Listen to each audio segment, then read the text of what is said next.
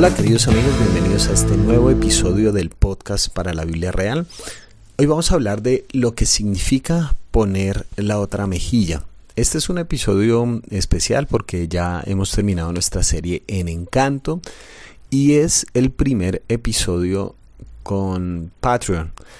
Patreon es una página donde tú puedes, si deseas, apoyar lo que hago con aporte mensual que va desde los $2, pasa 5, 10, 15 o 20 según lo que tú decidas, y eso te da ciertos privilegios. Uno de los privilegios que tiene cualquier Patreon desde el $2 es que escucha los episodios adelantados. Hay una página exclusiva para ellos y tienen acceso a esos episodios de audio. Además, algunos también posteriormente de reflexiones semanales, hay materiales exclusivos para ellos y bueno, en los distintos niveles hay distintas posibilidades. Gracias a las personas que se han ido sumando, y si deseas apoyar lo que está pasando ahí en Patreon, entras a Patreon, patreon.com/Pulido Miguel y buscas los distintos niveles de aporte y según lo que tú desees, por ahí podemos seguir interactuando de distintas maneras. Bueno, entonces hemos entrado a esta parte de reflexión de qué significa esto de poner la otra mejilla. Y el tema salió a flote. Yo no sé si en algún momento lo hablé aquí en el podcast, pero sí he estado enseñando en distintos lugares al respecto.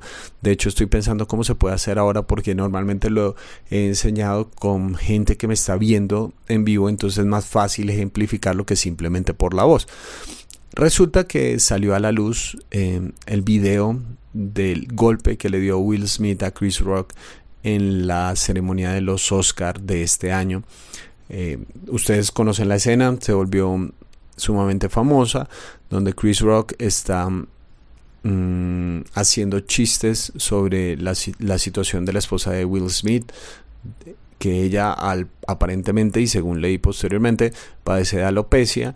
Entonces él hizo un chiste al respecto. Will Smith pasa en algún momento y le mete una bofetada y se vuelve a sentar. Inicialmente parecía, de hecho algunos todavía dicen que era algo organizado.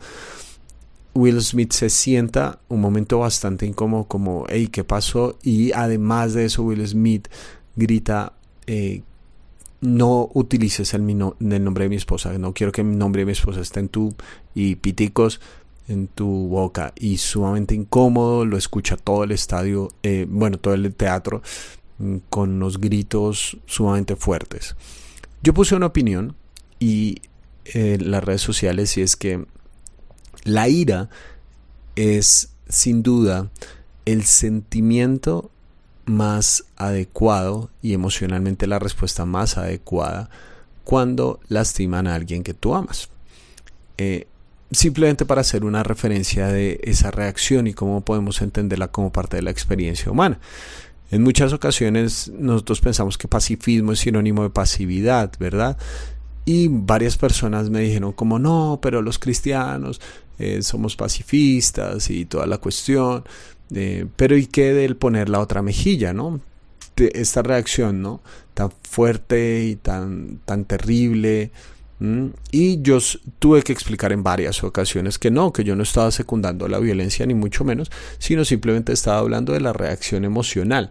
Ahora, ¿cómo manejas la ira? Eso es otra historia, pero hay muchas personas que piensan que la meta de todo esto es no sentir nunca rabia. Pero no es así, la rabia también es un sentimiento, los sentimientos son incontrolables, los sentimientos son amorales. ¿Qué es lo que te llevan a hacer los sentimientos? Esa es otra historia. Obviamente la reacción más adecuada no es ni burlarse de las personas, ni la reacción más adecuada es golpear a las personas. Pero entonces subyace la pregunta de ¿y qué pasa con ese texto de poner la otra mejilla? ¿Qué hacemos con esa idea de poner la otra mejilla que dijo Jesús? ¿Qué deberíamos hacer los cristianos al respecto? Porque queremos seguir a Jesús, queremos seguir sus pasos. Y Él dijo esto dentro del Sermón del Monte. ¿Cómo debemos entenderlo adecuadamente? El texto está en Mateo capítulo 5, versículo 38 en adelante. Dice así: ustedes han oído que se dijo ojo por ojo y diente por diente. Pero yo les digo, No resistan al que les haga mal. Si alguien te da una bofetada en la mejilla derecha, vuélvele también la otra. Si alguien te pone en pleito para quitarte la capa, déjale también la camisa. Si alguien te obliga a llevarle la carga 1 kilómetro, llévasela 2. Al que te pida, dale, y al que quiera tomar de ti prestado, no le vuelvas la espalda. Entonces decimos, listo, ahí está. De hecho, este texto lastimosamente ha sido utilizado para personas que han sido laceradas en matrimonios, por ejemplo, que han sido lastimadas físicamente.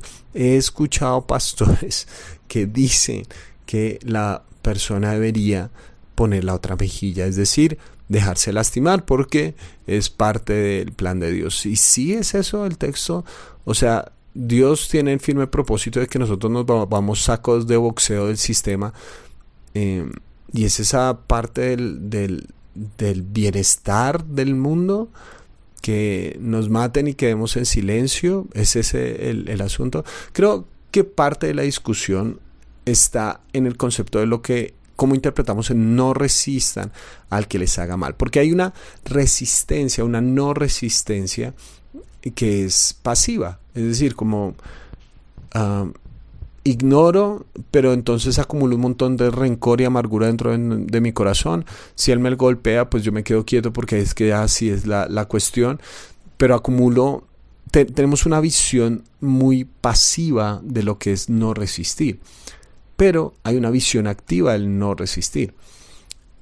Si a alguien que yo amo, si a mi hijo, por ejemplo, hay un niño que lo lastima en el colegio sistemáticamente, yo no simplemente voy a quedarme como, no, bueno, sí, no, yo voy a tomar acciones de lo que esté en mis manos, bien sea hablar con su profesora para que ayude a poner límites, decirle a mi niño y darle las herramientas para que se aleje de personas que son nocivas para él. Y en la medida de lo posible, si es necesario, pues voy y hablo con los papás de ese niño o alguna cosa así por el estilo. Es decir, esta no resistencia al mal que está ocurriendo me lleva a una acción, no simplemente me lleva a la pasividad y al silencio, sino a una acción. Y yo tengo la firme convicción que cuando entendemos este texto en su contexto histórico, nos da una alternativa más parecida a lo segundo que a lo primero. En muchas ocasiones simplemente hemos interpretado el poner la otra mejilla como no decir nada cuando nos golpean, pero yo creo que Jesús nos está llevando un poco más allá, y es a no resistir el mal, pero hacerlo de una manera activa. Me explico. Usa 3 ejemplos. Primero, si alguien te da una bofetada en la mejilla derecha, vuélvele también la otra. Los romanos, y aquellos de ustedes que han estudiado derecho, saben que los romanos eran sumamente sistemáticos para todo, que tenían una ley básicamente para todas las cosas, y era una cultura cargada de muchos elementos visuales. La mano derecha era considerada la mano del poder, por eso es la idea de que alguien se sienta a la diestra de, porque era la mano de la fuerza, del poder. La mano izquierda era utilizada para usos menos gratos. Algunos historiadores suponen que con esas manos se limpiaban los desechos y cosas por el estilo. Probablemente, y perdón si suena muy fuerte, por eso en Colombia se usa el manicagado para las personas que tienen la mano dominante en la izquierda. No sé si viene de ahí, y pues sería anecdótico si viene de ahí. Pero entonces la mano derecha es sumamente simbólica del poder. Ahora, como es una cultura cargada de leyes, y de leyes que son sumamente simbólicas en la manera como tú tratas a las personas, entonces, si alguien quería dar una bofetada, esto es muy importante. Si querías darlo a alguien inferior, tenía que ser con la cara externa de tu mano. ¿Está bien? Con la cara externa de tu mano. Si querías tener un pleito con alguien igual a ti, tenías que golpearlo con el puño o con la cara interna de tu mano, con una bofetada, pero con la cara interna. Ahora, Jesús está diciendo que si alguien te da una bofetada en la mejilla derecha, si alguien te golpea con su mano derecha y te va a golpear en la mejilla derecha, ¿con qué parte de la mano te golpeará? El movimiento natural y lógico es que si te golpea con la mano derecha en la mejilla tuya derecha, le va a golpear con la mano externa. Si quieren pueden hacer el ejercicio de ver con su propia mano derecha en donde él va a golpear. El movimiento más lógico es como esa bofetada, esa cachetada con la parte externa de la mano, te la va a dar en la mejilla derecha, es decir, te va a tratar como un inferior. Y era muy probable que había grandes terratenientes romanos que tenían varios siervos judíos probablemente, y entonces los querían castigar, y ellos tenían el derecho, según la ley romana, de abofetearlos. ¿Cómo los van a abofetear? Como inferiores, porque eso es lo que son. Te golpean con la cara externa de la mano en la mejilla derecha, con la mano derecha en la mejilla derecha.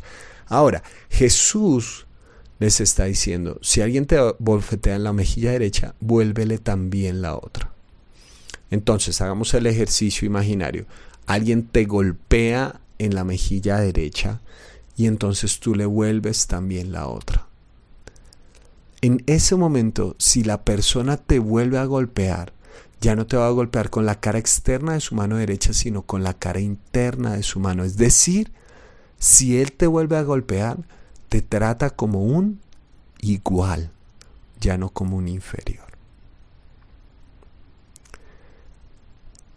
Este pequeño acto ahora significa que la fuerza no está en el judío, en este caso, que fue lastimado. No está, en el romano que lastimó, sino este pequeño acto de volver la mejilla ahora significa que la fuerza está en este judío que, sin levantar la mano contra alguien que lo trató como inferior, está cuestionando la forma como él actuó y le está diciendo, si ahora me golpeas, me tienes que golpear como un igual. Y esta idea se sigue acrecentando en las otras dos imágenes, porque en esa cultura de ese entonces, el ver la desnudez de alguien era una vergüenza, no para el que estaba desnudo simplemente, sino para aquel que lo veía, en contra de su voluntad. Por supuesto, otra cosa es en un encuentro sexual o alguna cosa así por el estilo, sino que si yo veía a alguien en la calle desnudo, eso era una vergüenza para mí. Eso era una vergüenza para mí. Recuerden, por ejemplo, en el Antiguo Testamento, cuando los hijos de Noé, si no estoy mal, vieron la desnudez de su padre, termina en maldición para los que vieron la desnudez.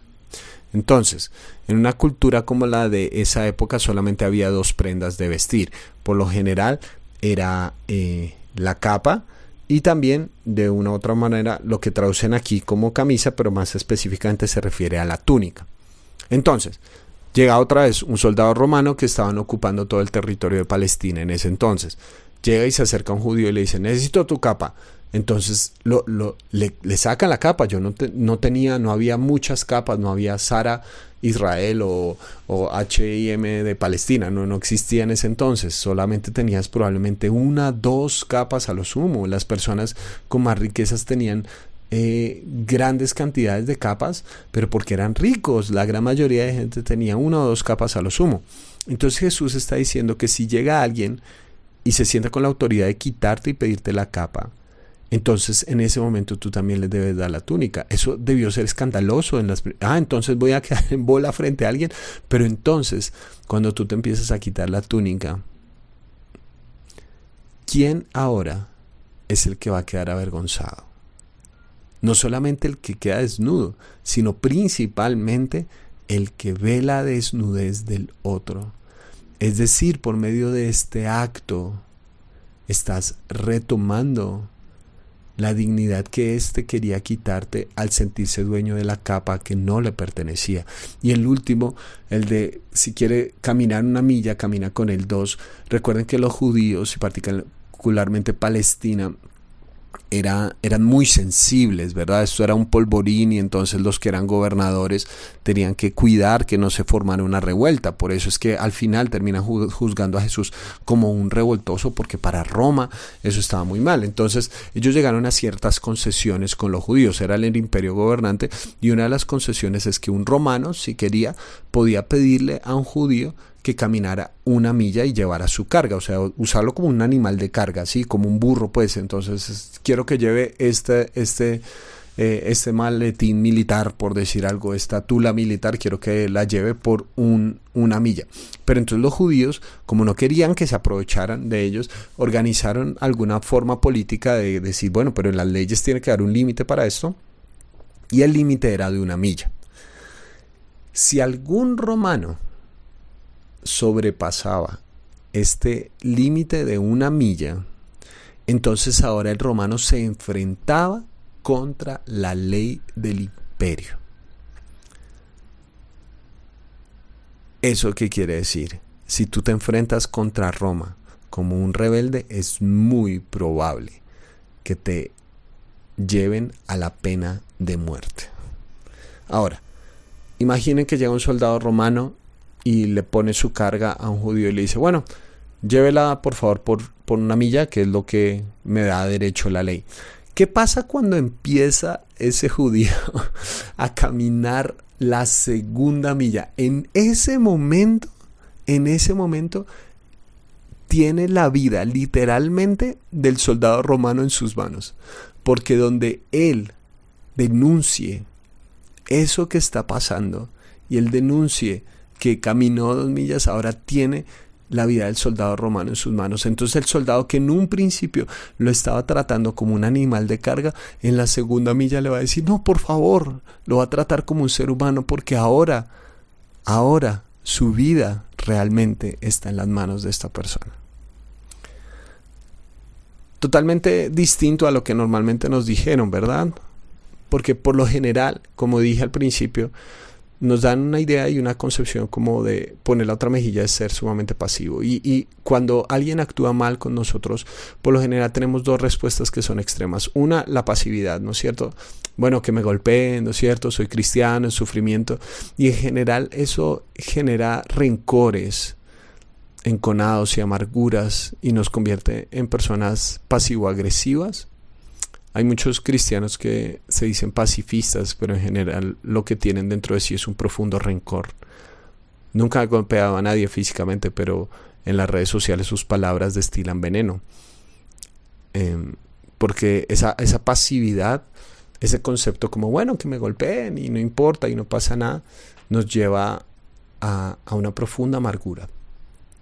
Pero hay otro extremo, y es el extremo reactivo, que alguien dice algo y nosotros reaccionamos inmediatamente. El extremo reactivo fue lo que vimos en la noche de los Oscar. La ira se disparó dentro del corazón de Will Smith y fue y le metió una cachetada a Chris Rock. Ese es el otro extremo, donde actuamos y es como un ping pong que va de aquí para allá, y todo el tiempo nos vengamos y queremos más, y entonces si me dan una bofetada yo respondo con otra bofetada, si me dicen que me quite la capa, yo le quito a él la capa, si me dicen que camine 1 milla, pues yo le voy a decir a alguien más que camine 1 milla. Como que estamos todo el tiempo manteniendo la venganza en movimiento. Pero Jesús está proponiendo una tercera vía, una vía que se llama la respuesta inteligente. Y la respuesta inteligente es que cuando venga el mal, cuando venga la injusticia como la que estaban viviendo los judíos en este momento, tengamos una respuesta inteligente, no basada en la violencia. Nos puede dar ira, nos puede dar inconformidad ver las injusticias a nuestro alrededor, pero no actuamos de una forma pasiva ni reactiva, sino una forma inteligente con amor sacrificial, amor que está dispuesto a responder, pero no con la misma moneda, sino una forma que logra cuestionar la maldad del otro. De hecho, cuando ustedes buscan en el Nuevo Testamento la palabra bofetada, no es bastante común, solamente aparece en unas pocas ocasiones, y una de ellas está en Juan capítulo 18, cuando se habla del juicio de Jesús, que por lo general nosotros solamente pensamos que Jesús estuvo callado todo el tiempo y vean, si ven, lo lastimaron, pero Jesús habló. Esta es una de las pocas veces que en su juicio habla. En Juan capítulo 18, versículo 20 en adelante, dijo: yo he hablado abiertamente al mundo, dijo Jesús, siempre he enseñado en las sinagogas o en los templos donde se congregan todos los judíos. En secreto no he dicho nada. ¿Por qué me interrogas a mí? Interroga a los que me han oído hablar. Ellos deben saber lo que dije. Apenas dijo esto, uno de los guardias que estaban allí le dio una bofetada y le dijo: ¿así contestas al sumo sacerdote? Si he dicho algo malo, replicó Jesús, demuéstramelo, pero si lo que dije es correcto, ¿por qué me pegas? ¿Qué hizo Jesús? No respondió de una forma pasiva ni reactiva a la maldad, sino que cuestionó la violencia. ¿Por qué me golpeas? A veces el ejercicio más poderoso que podemos hacer con la violencia es preguntar ¿por qué? Probablemente nos daremos cuenta en el proceso que todo acto de violencia es irracional y no tenemos que seguir hablando el mismo idioma, sino que a veces la pregunta más poderosa proveniente de la injusticia, de la ira que produce la injusticia, la pregunta más poderosa que le podemos hacer a la maldad es ¿por qué? ¿Por qué actúas de esa manera? ¿Qué necesidad tienes de burlarte de mi esposa? ¿Qué necesidad tienes de golpear a otra persona? ¿Por qué? ¿Por qué? Espero que esta sea una nueva idea y que podamos seguir hablando respecto a lo que significa poner la otra mejilla. Por lo pronto, nos escuchamos en un próximo episodio y te mando un gran abrazo.